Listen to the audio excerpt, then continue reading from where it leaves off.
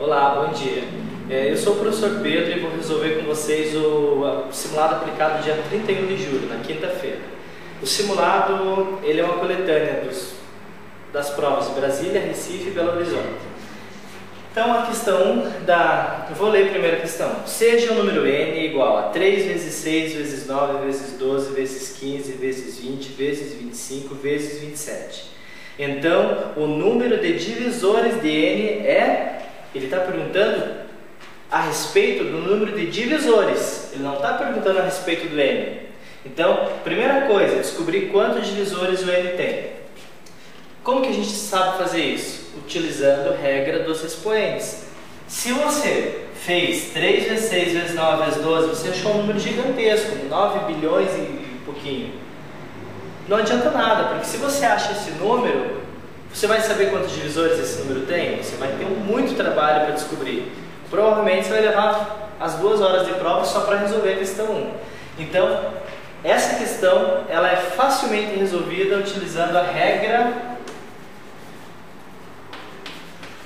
dos expoentes. Então anotem aí, ó, essa regra é super importante. Vamos lá então. Primeira coisa, a regra dos expoentes, você precisa do número decomposto.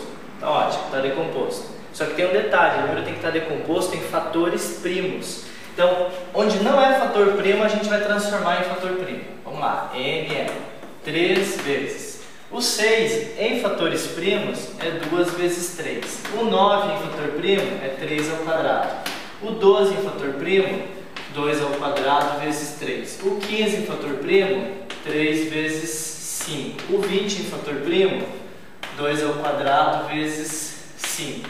O 25 em fator primo, 5 ao quadrado. O 27 em fator primo, 3 ao cubo. Então nós temos agora aqui o n totalmente em fatores primos, certo?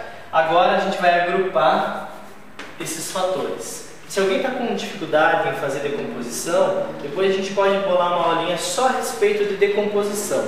Então fica aí a critério de vocês, precisando de dando sugestões sobre uma forma melhor de explicar, a gente pode revisar daí os caminhos para você chegar aqui, tá bom? Então aqui é uma resolução um pouco mais acelerada do exercício.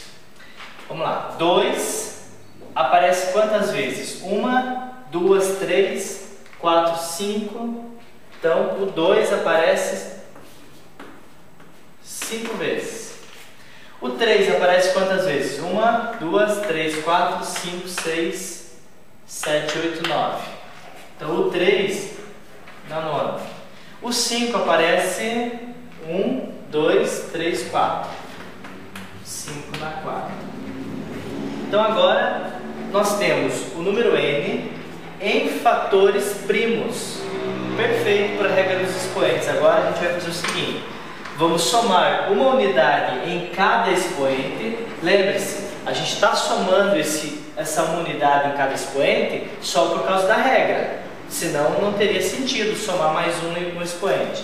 Então a regra diz assim, eu tenho que ter os fatores primos do número, aí em cada expoente eu somo uma unidade. Aí no resultado, exemplo, ó, era 5 mais 1 ficou 6. Vezes, era 9 mais 1 ficou 10. Era 4 mais 1 ficou 5. Agora eu multiplico esses resultados. 6 vezes 10, 60. 60 vezes 5, 300. Então 300 é o número de divisores do n.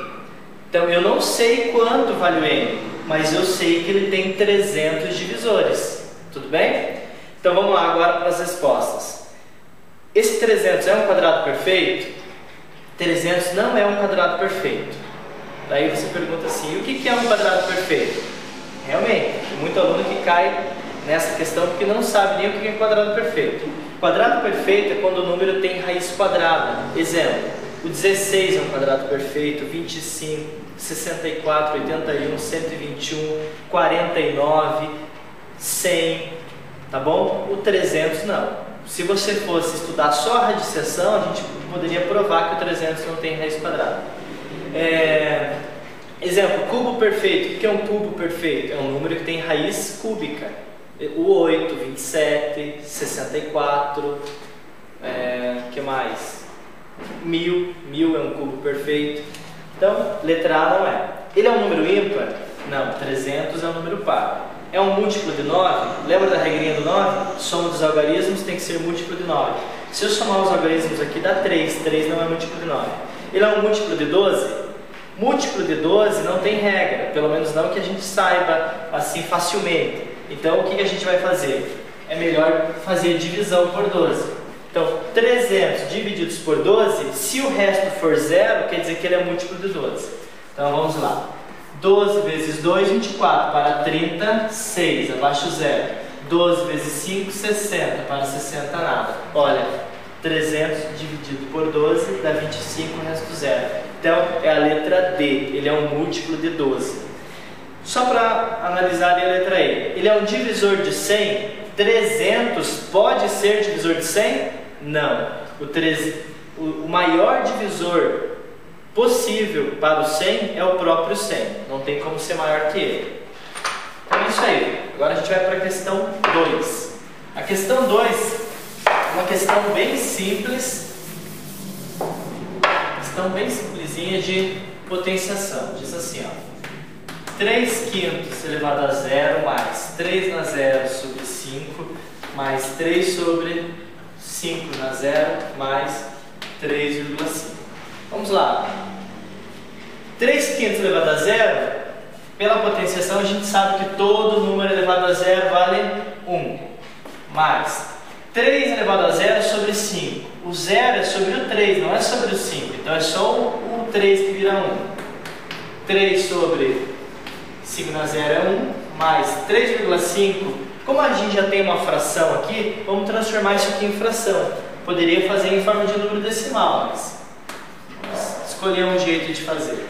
Agora eu tenho que somar essas frações. Para somar essas frações, eu preciso igualar os denominadores. Aqui tem denominador 1, aqui 1, aqui 5 e 10. Para eu igualar os denominadores, é só eu fazer o menor múltiplo comum de 1, 5 e 10. Poderia ser qualquer múltiplo comum, mas para facilitar os cálculos a gente vai usar o menor. No caso aqui é 10. Usando aquele conceito de frações equivalentes, se aqui era 1 sobre 1, agora tem que ser sobre 10, quer dizer que aqui foi vezes 10, então lá em cima também. Então fica 10 sobre 10. Se aqui era 1 quinto, agora tem que ser sobre 10, o 5 tem que dobrar, então lá em cima também dobra. Aqui foi vezes 10, então lá em cima também vezes 10. Então dá 30. Aqui não alterou, em cima não altera. Agora as frações são homogêneas. Nesse caso aqui, ó, elas eram heterogêneas. A gente chama de heterogêneas quando tem denominadores diferentes. Nesse caso, agora elas são homogêneas, porque tem o mesmo denominador. É bem simples, eu só repito o denominador, conservo o denominador e faço a operação aqui em cima. 10 mais 2, 12, mais 30, 42, 42 mais 35, 77. Se você analisar as alternativas ali, não tem nenhuma resposta em forma de fração. Então vamos transformar isso aqui em número decimal. 77 sobre 10 é 7,7. Isso está na letra E. Então, é isso aí, ó, uma questãozinha simples, onde nós temos potenciação misturada com soma de frações heterogêneas, que a gente manda para homogêneas, e por fim, uma fração decimal que eu tenho que mandar para número decimal.